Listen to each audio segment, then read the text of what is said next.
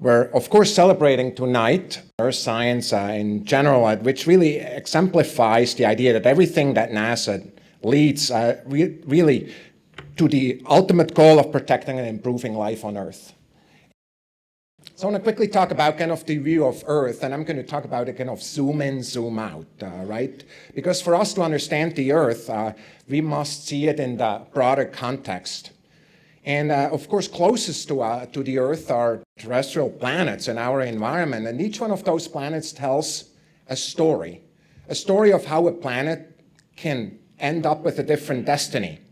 When we study those planets, we learn about the processes that shape the Earth, about our past, and about our future. Very similar to the Earth, for example, is Mars, that started together with the Earth, but looks very, very different. We know now that Mars, of course, was very wet, and it lost a lot of the water, and we know now from actually one of the Goddard-built spacecraft that a lot of the reasons it lost that water is because of the scavenging from the solar wind, kind of ripping off over millions of years water out of the atmosphere. On the surface of Mars, of course, we landed with Curiosity rover near Gale Crater, and we really went into kind of a beach environment with rivers and what used to be lake beds and so forth. And we're learning about this and the amazing landscapes there, and really thinking about what could be in the future here of an Earth where the sun gets hotter and hotter, for example, as we go in kind of astronomical timescales, so forth, going forward. When we look at the outside of the solar system, and you already mentioned Cassini, we're looking at this amazing planet, Saturn, and its rings, one of the most majestic planets, just absolutely amazing when you see them, and even a telescope. I remember as a kid looking at it, it's like, there it is, the rings, it's amazing. Well, what's even more stunning is that there's moons out there, Titan and Enceladus, that we're now really thinking about in the context of the Earth, because of the fact that they have oceans and they spurt out organics in the case of Enceladus, something that gives us an entirely new perspective as to where we should look for life and how, in fact, we should do that. You can zoom back even more, and what you look at is a galaxy, and you remember that in that galaxy are billions and hundreds of billions of stars. Well, how many of them are like the Earth? I remember when I did my PhD in '96, we thought, well, perhaps there's planets. 96 is 1 year after 95, for those of us geeks, like you said. 95 is the time the first extrasolar planet was announced. So we thought, well, perhaps 10% of these stars may or may not have planets, perhaps even less. Well, oh no, there's many, many more of those now. And this next thing is just one example that we actually discovered with Spitzer, where we basically have a small star with 7 planets going around it. This is Spitzer following up on a ground-based observation. 3 of those, we think, are in the habitable zone, based on just the distance and temperature of the host star. We now know, based on Kepler and other observations, that it's very common to have planets. Every average star will have a planet. Many of them will have Earth-like planets. So it's an abundance of Earth like us, potential Earth like us here, but we have one home, and that home was recently visited by a spacecraft also led out of Goddard, OSIRIS-REx. It's actually on the way to a little body out there that it's going to collect matter with Bennu and bringing it back. But when it flew by the Earth, it took this picture, and it reminded us that, like coming from this deep space, coming to the Earth, how beautiful our planet really is, but also how fragile that planet is as we're living on it. It reminds us all these stories. I think many of us were in Australia when it flew over it. Some of us were in California, there at the top of the picture.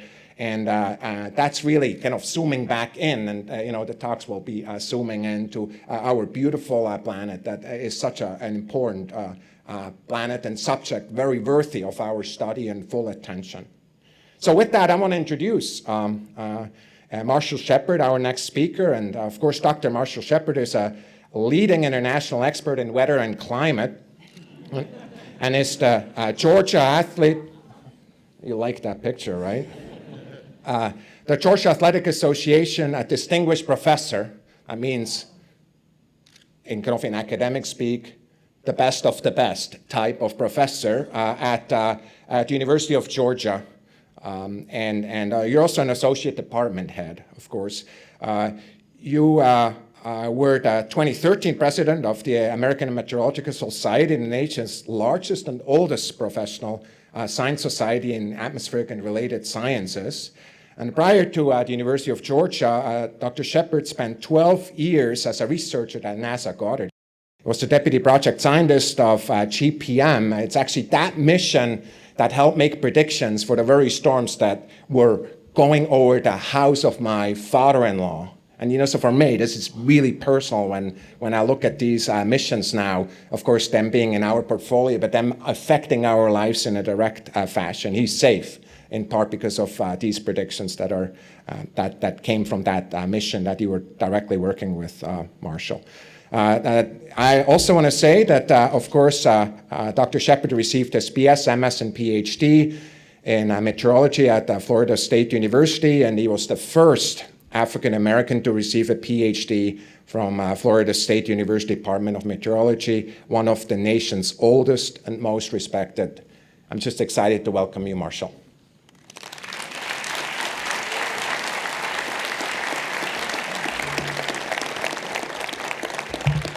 Thank you and good evening. Now go far enough into space and Earth looks like any other star or planet in our night sky. But of course, we know it's not. Come closer and we see a planet bursting with color. It's bursting with life. It's covered by just the right amount of ocean, just the right amount of forested continents. It's protected by a dynamic yet thin atmosphere that roils with weather and storms. Now, we understand the cosmic odds that allow us to carve out our lives here on Earth. Yet there is so much more to learn about our home planet. The world gets more populated, more complicated every day. How are we going to improve life on Earth? How are we going to safeguard this planet? Who is going to lead the continuing discovery on Earth?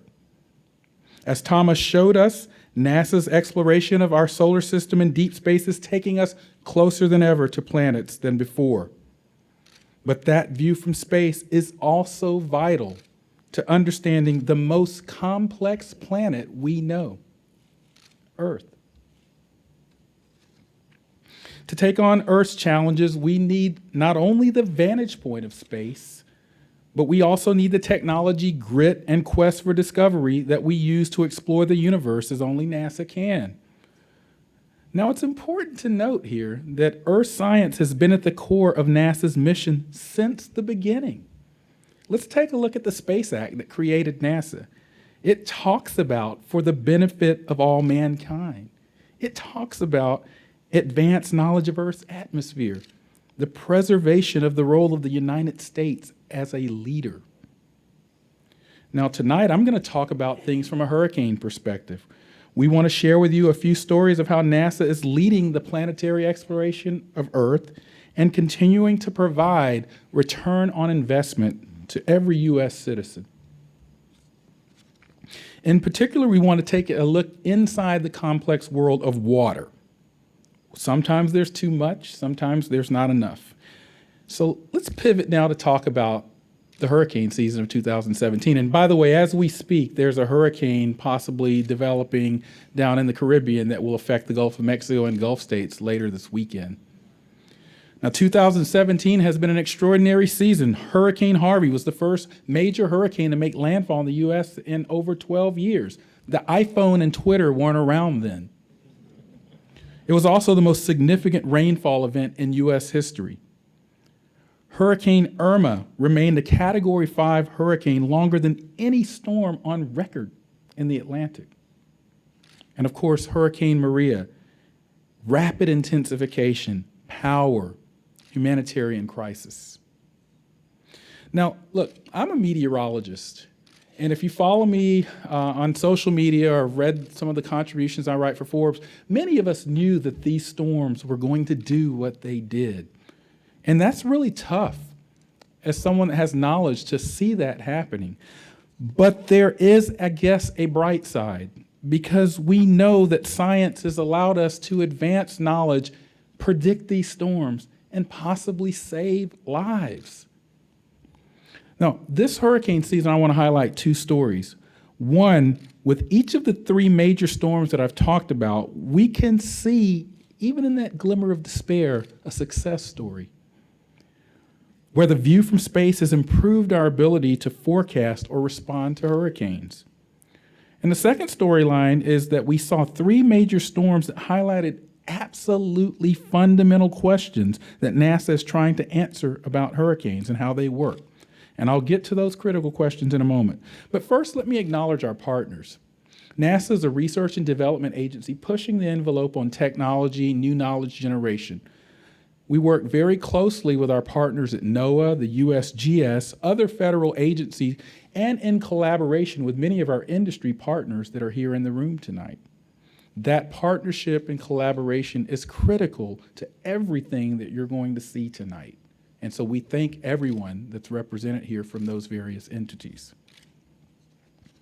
GOES 16 will soon move to become GOES East in its operational orbit parking. GOES S launches next spring, and JPSS-1, our polar orbiting satellite system, launches next month. They're all a result of partnerships between NASA, NOAA, and industry. Now let's talk about some of those success stories that I mentioned earlier. Hurricane Harvey's rainfall. Now, as a meteorologist, when I was looking at the forecast models and I saw them saying 3 to 5 feet of rain, I couldn't believe it. I literally couldn't believe it, but they were right. Days out, they were right. This is a testament to decades of advancement. This information from these satellites, from advanced models, are saving lives. Let's take a look at Hurricane Irma's track forecast. This is 5 days before Hurricane Irma made landfall. Watch the lines. The forecasts were spot on 5 days out. Now, yes, there was a little wiggling back and forth as it neared Florida, but where we are in meteorology, this was an amazing forecast. And science got us there. Now, some ways that you might not think of, and you heard Chris mention this earlier, Puerto Rico, Maria knocked out power all across that island. What you're looking at here is a brand new NASA capability that gave first responders block by block detail of where power went out. It is produced by scientists at NASA Goddard and NASA Marshall. It combines nighttime data from the Suomi NPP satellite with 4 other types of satellite data. And the result is a high-definition view of night lights before and after Maria. Look at the streets and city blocks that you can see. But here's what's more important to citizens, particularly our citizens in Puerto Rico. This map you're looking at was put directly in the hands of FEMA and the National Guard last week, directly in their hands, so that they can map out a response strategy. The first time this satellite data product has been provided to first responders. Now let me pivot back to those research questions. The science is helping us understand them, and there's still many challenges ahead, but NASA's there, and our partners are there. Let's go back to Harvey's rainfall. The volume of rain raises questions. Are severe storms more likely to produce more rainfall in the future? NASA is in a better position to help figure that question out. In 2014, NASA, in partnership with the Japanese space agency JAXA, launched the Global Precipitation Measurement Core Observatory, GPM. Now, this is the most advanced orbiting rainfall measurement system ever conceived. NASA is coordinating and fine-tuning rainfall measurements like never before. The core satellite has a radar and passive microwave imager that helps calibrate a constellation of satellites, 10 of them, to produce unprecedented global rainfall around the world. That's weather, folks, that you're seeing manifested in rainfall. And at that scale that GPM can provide, not only does it provide science, we can help with landslides, flooding, and other things that affect society. That's U.S. leadership. Now, we've heard questions about whether extreme rainfall events are going to increase, the physics of a warmer atmosphere leading to more moisture in the atmosphere, more big rain events. In other words, what's the weather going to be like in the 21st century going forward? These are questions of the day that scientists will address, and GPM will be there to help. But rainfall from Harvey was not the only hallmark of this season. Let's go back and take another look at the Irma track. And what you'll see, look at those warm ocean waters that Irma had to tap into, but look inside the little hurricane symbol, you'll see a number. And what I want to show here is that Hurricane Irma was a Category 5 storm, longer than any storm that we've seen on record in the Atlantic. Category 5 storm. What made the storm so strong and for so long? Well, as you saw, lots of ocean heat content that NASA satellites can provide information for, and some NOAA satellites as well. This takes us to our second fundamental question: how will warm ocean waters affect hurricane intensity? And here I need to focus on Hurricane Maria. Maria was a storm that went from a Category 1 to a Category 5 storm in less than 24 hours in September. Less than 24 hours. That's rapid intensification. And those of us in my field know that that remains one of the grand challenges of meteorology, because we've gotten track forecasts to be pretty good over the last several decades. But intensity is a challenge. Why do we get this rapid intensification? And that's been a theme of the hurricane season this year, by the way. GPM, again, can help. We can pop the hood on these storms. What do I mean by that? I like to think of hurricanes as like large heat engines. And when you see hurricanes with traditional satellites, you're often looking at the clouds. But as you're going to see in a moment with Maria, we can now take this satellite data and we can peer inside the hurricane and look at the thunderstorms in the eye wall and rain band. Well, if my wife were sitting here right now, she'd say, so what? That's the way she is.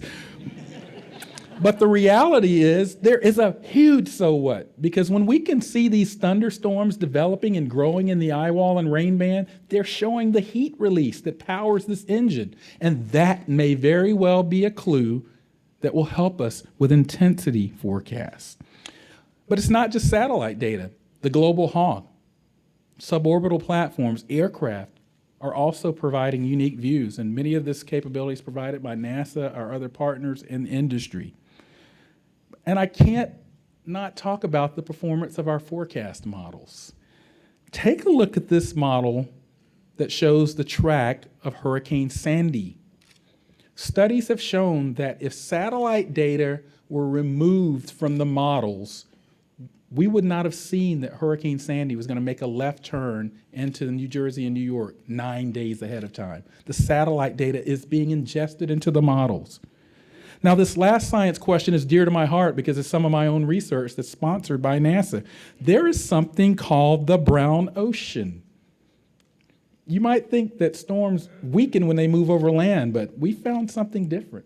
Take a look at this image. You're seeing soil moisture from SMAP and other things. The red represents dry soil over Texas and Oklahoma. And look what you see, rainfall over several weeks to months. Now watch that change over to blue in Texas. That means the soil is getting wetter, it's moistening up. Here comes Tropical Storm Bill, moves over that wet soil and maintains its strength. It actually even intensified. The brown ocean was feeding the storm just like the ocean would, that wet soil. That's the brown ocean. Now I'd like to introduce Dr. Krista Peters-Ladard. She's a hydrologist at NASA's Goddard Space Flight Center. Krista has developed hydrological models of the water cycle that have been widely adopted by the U.S. Air Force Weather Agency, NOAA, and the U.S. Agency for International Development as critical components for their forecasting systems. Krista currently serves as a deputy director of NASA Goddard's Earth Science Division, where she oversees 5 of the 13 Goddard Earth Science laboratories. She is a fellow of the American Meteorological Society and has been awarded the Arthur S. Fleming Medal given to outstanding federal employees. She's also a friend and a colleague.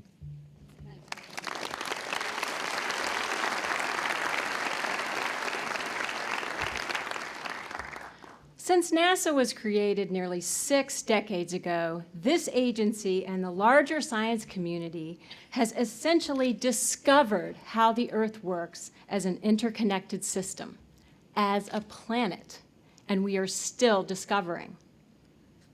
NASA is converting the space-based view of Earth into a pixel-level planetary intelligence system for navigating the challenges of the 21st century. One of those challenges is coping with drought. California, 2015. One of the most productive agricultural markets in the world was racked by a 4th year of drought. Wildfires burned. Crops wilted. Reservoirs plummeted to half of historical averages. But how did this drought spread? How pervasive was it? From space, we track water in the ground, whether it's a centimeter, a meter, or a kilometer below the surface. Let's start with the big picture. Around the world, the GRACE satellites, which is a partnership between NASA and the German Space Agency, have provided unprecedented views of water storage in natural aquifers. These underground reserves are so massive that they affect the Earth's gravity field. And when their mass changes, the satellites detect the change in gravity. Droughts affect deep groundwater stores. In fact, water users can pump hundreds of billions of gallons out of their aquifers to compensate for the lack of rainfall. And GRACE detects this change. This view from space has revolutionized our understanding of water stored beneath the Earth's surface. But scientists at NASA Goddard can provide a more detailed view of conditions in the continental US by combining GRACE data with sophisticated computer models. These computer models help us decompose the GRACE signal into the surface, root zone, and shallow groundwater. And this view can help trigger critical water conservation measures. Stations on the ground provide a connect-the-dots picture, but the vantage point from space, combined with modeling, provides a comprehensive view of the California drought, how it evolved over time and ultimately ended. This constantly changing snapshot of shallow groundwater conditions is now used every week in the US Drought Monitor. This is the benchmark relied upon by decision makers at the local, state, and federal levels.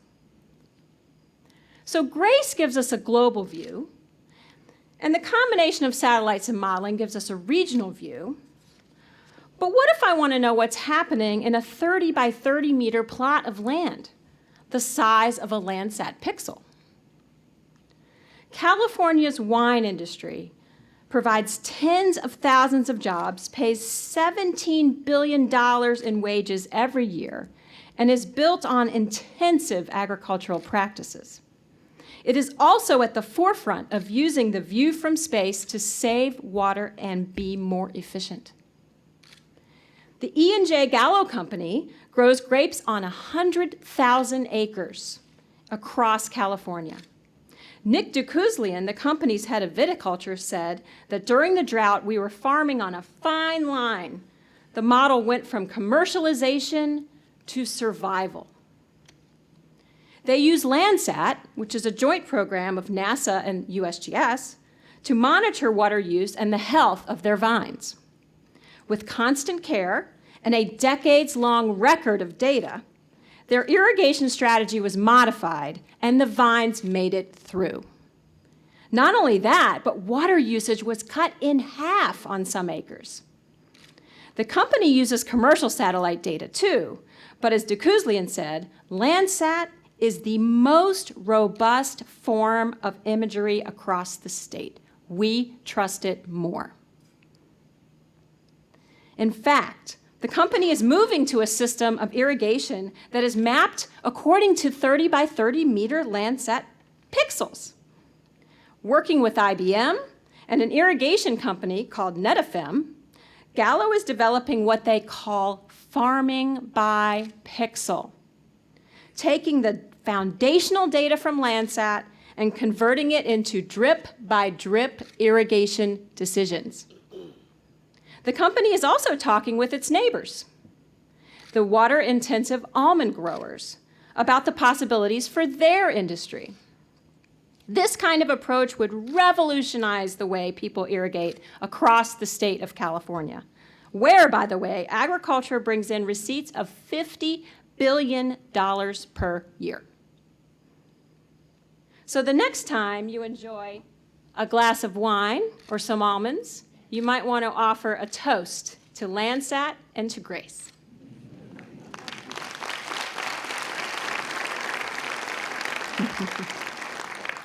So California survived its historic drought, and the public and the private sectors are now retooling their long-term plans for managing water. And the view from space will help lead the way. The drought recovery took years, helped in part by massive storms that stretched across the Pacific this winter and spring, and El Niño-driven rain and snow in the years before that. But while the local El Niño impact was beneficial, it also reminded us of why we study the Earth as an interconnected system. When a giant swell of warm water emerged in the Pacific Ocean in 2015, scientists knew to look for impacts. As El Niño changed the global weather patterns, southern Africa went into a severe drought. On top of already dry conditions, the region experienced its lowest rainfall in 35 years. With the SMAP mission, launched in 2015, NASA has dedicated soil moisture measurements for the first time, and SMAP could see this severe drought emerging. SMAP's highly sensitive microwave radiometer detects the energy emitted by the soil depending on how wet or how dry it is. It's like the old gardener's trick. You squeeze a handful of dirt, and you see if it clumps up or if it falls apart.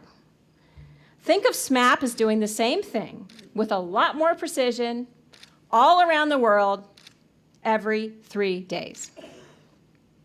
SMAP allowed us to see the connection between the Pacific Ocean water temperatures and the moisture in the soil in southern Africa. But like with the data in California, these measurements are now being put to operational use more than ever. SMAP's data was fed into the USDA's global crop yield forecast, the Foreign Agriculture Service reports that help drive multi-billion-dollar commodity markets around the world. In fact, the scientists for this region said that with SMAP, they now have the first reliable soil moisture data in 30 years. As the soils dried out, we also used the Terra and the Aqua satellites to assess the impact of vegetation across the countries of southern Africa. These NASA soil moisture and vegetation analyses were also fed into a USAID program called the Famine Early Warning Systems Network.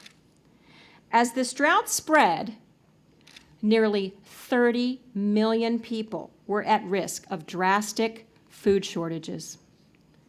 4 out of 10 people did not have access to clean drinking water.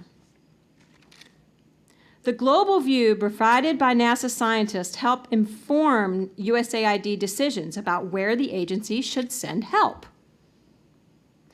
In southern Africa in 2015 and 2016, USAID delivered nearly $350 million of emergency water and food aid to millions of people. Our planet's population hit 7 billion people in 2011, and we will likely hit 8 billion in the next decade. We are more dependent than ever on our global food system. At a time when we expect droughts, like the ones you've seen tonight, to happen more frequently, with more severity, for longer periods of time. The challenge is not only feeding 8 billion people, but minimizing conflict. The defense and intelligence communities have named the increased likelihood of conflict due to food and water shortages as one of the key threat multipliers they are watching in the 21st century. Water drives life and the global agriculture system that depends on it. If we want to know and predict what's happening with agriculture locally, we have to understand the system globally. And now, to bring us home, here's Marshall.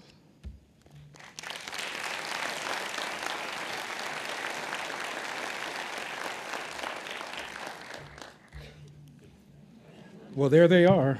They can't ever say they haven't been on a big screen. Those are my kids. And hopefully tonight you see that this is not about pretty pictures from satellites. These are about narratives of society. It's about their generation and future generations to come. The bottom line is this for me: there is no plan B planet for them or us. Now, Krista and I have shown you several in-depth stories about water, and really only a fraction of the water cycle. Now, keep in mind that NASA is applying the same intensity of monitoring and research to answer key questions about other facets of the Earth system. For example, what are the trends with the world's ice sheets and glaciers, and what does that mean for our coastlines in the future? What do the ongoing changes to the Arctic sea ice mean for the region? Next year, NASA launches the GRACE follow-on and ICESat-2, representing major refreshes of our ice and water monitoring capabilities. And this is important because in order to detect change, we need to see trends, long-term trends. How is life on land and in ocean changing around the globe? How is carbon moving through the air and ocean and land, and what does this mean for our future climate? The coming launches of the Landsat 9 and the JEDI LiDAR to the International Space Station will advance these investigations. How will clouds and aerosols respond to and affect changes in the Earth system? This remains one of the biggest question marks about our climate system, and there are questions. That's why we as scientists do what we do.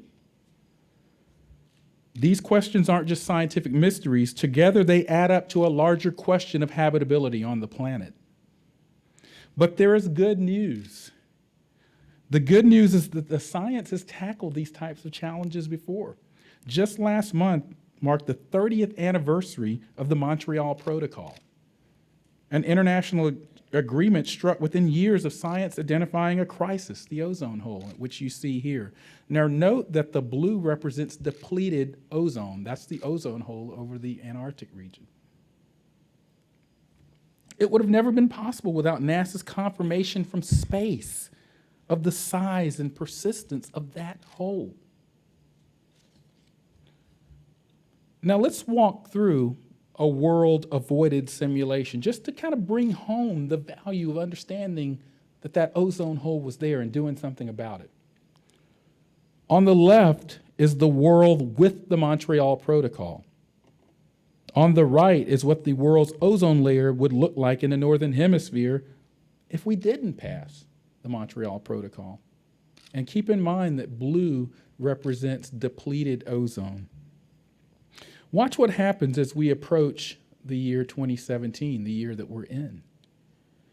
Here at the latitude that we are, if we didn't pass the Montreal Protocol, we would have about 10% more ozone depletion, or 10% more increases, if you will, in the damaging UV radiation. Now, UV radiation damages our skin, first of all, it's a health issue, and crops that we depend on for food. So science has risen to the challenge before, and as challenges mount, we'll need it again. But choosing to cast our lot with science is really choosing to put our faith in people. Yes, we face enormous challenges in the years and decades ahead as we push science and society to understand and manage the resources of our home planet. There is no better partnership than the one that we see between NASA, NOAA, USGS, other federal agencies, and the vital collaborations with industry partners, many of which are represented in this room tonight. This partnership will lead the way into the 21st century with optimism that we can solve these challenges together. Our work has just begun. Thank you.